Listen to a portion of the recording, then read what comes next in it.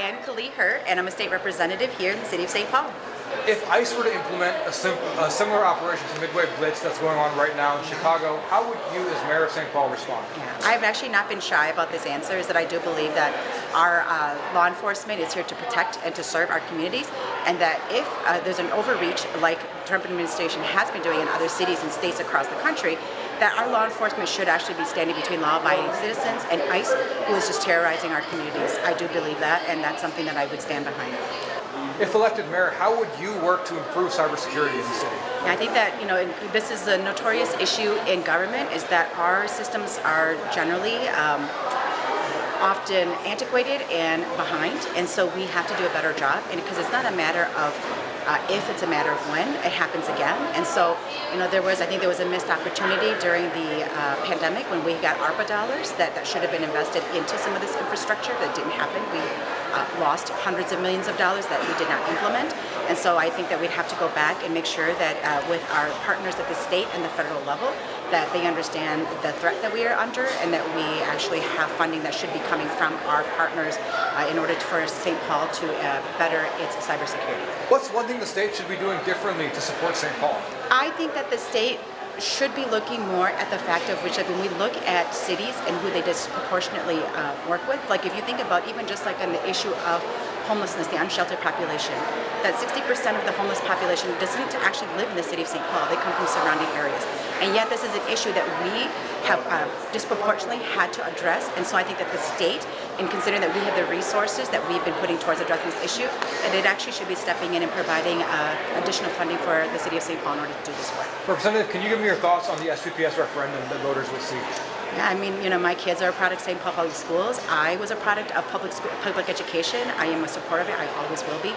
If I would have stayed in Laos, I would have never had the opportunity to be educated, and I think that is what makes America great, is that we do have free public education, and we want to make sure that it is the best education, and so I'm a supporter of it. Do you think Minnesota should expand those rent control initiatives, or do you think what's happened in St. Paul so far with rent control was a mistake?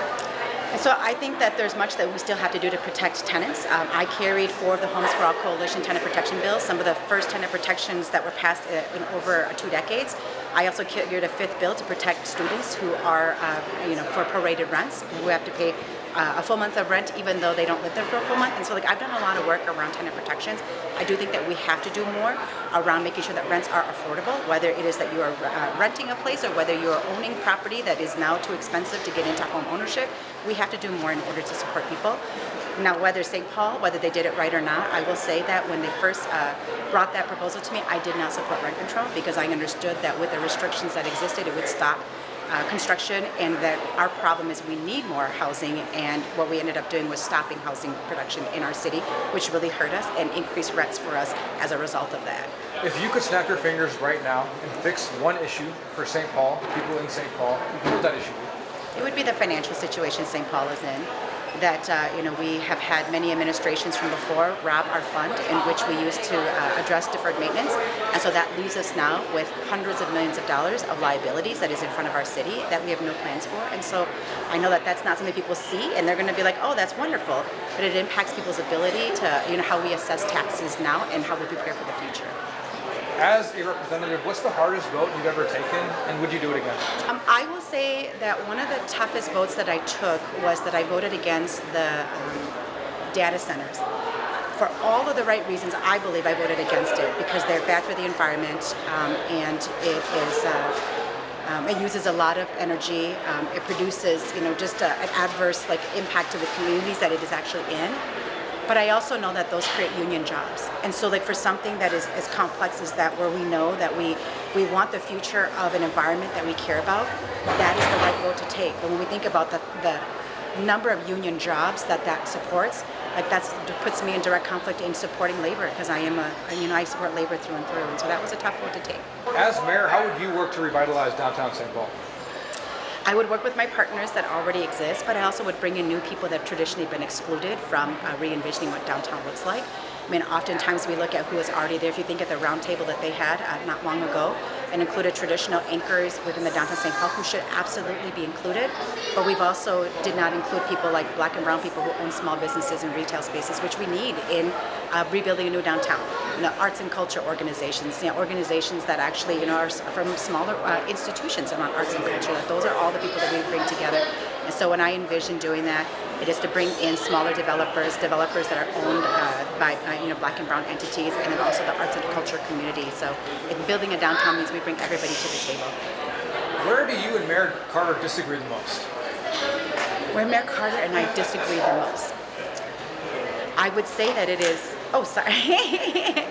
I would say where we disagree the most is how we look at the finances of the city. That there's been many conversations about taxes on the city, and he often talks about revenue streams that are all taxes. And my position is that you can't build your city in the backs of your residents who are already stretched too thin. And so that's why I have offered a revenue stream that is not a tax, which is the Urban Wealth Fund. I will also say that my responsibility to people and the tax dollars is that making sure that we have a budget that is more than what is required within the 1 year the charter requires us to do.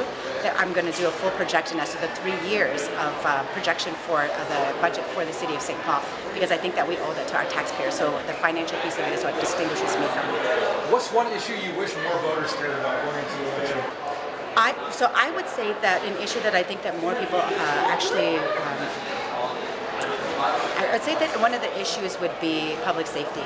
That oftentimes the issue of public safety has been framed around violent crime, and that's just not true. Like, public safety is more than violent crime.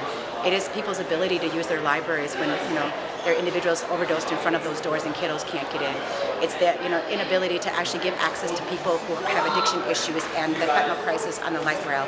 There's so much more that public safety encompasses, and we've been talking about it from a very narrow lens. And so I wish more people actually would look at it from that perspective and understand that safety of a neighborhood is bigger than that. Finish the sentence. 5 years from now, I want people to say Carly Her was the mayor who blank.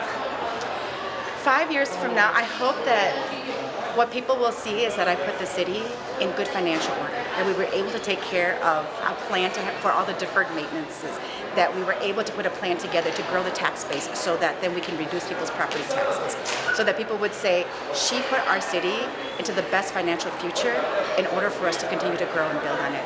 And that means that hopefully 5 years from now, people won't ever know that I did that, because those are usually quiet things behind the scenes. So.